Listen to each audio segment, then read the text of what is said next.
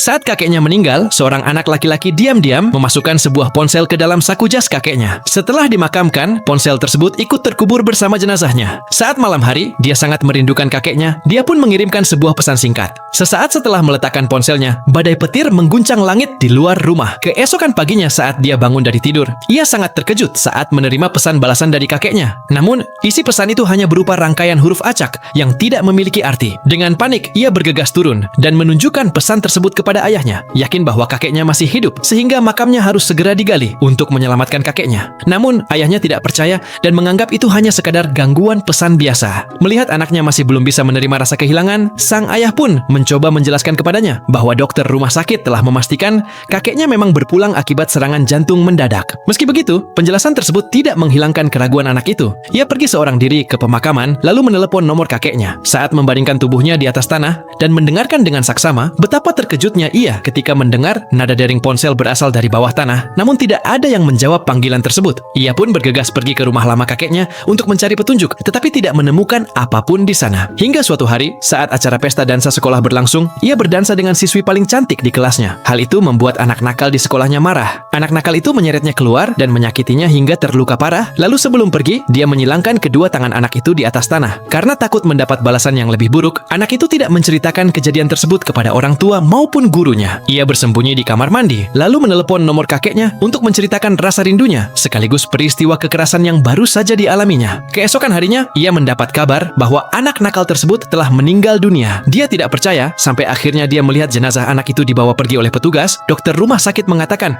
penyebab kematian itu sangat aneh, sebab tubuh korban ditemukan dalam posisi tidak wajar, yang sama persis seperti posisi anak itu saat disakiti malam sebelumnya. Dia pun mulai mencurigai bahwa kakeknya memiliki kaitan dengan kejadian itu. Hingga pada suatu malam, ia kembali menelepon nomor kakeknya untuk mengungkap kebenaran di balik semua peristiwa tersebut. Sesaat setelah menutup ponsel, tiba-tiba ponsel itu berdering dan peneleponnya adalah sang kakek. Jika kalian penasaran dengan kelanjutannya, silahkan tonton filmnya secara full. Film ini berjudul Mr. Harrigan's Phone yang dirilis tahun 2022.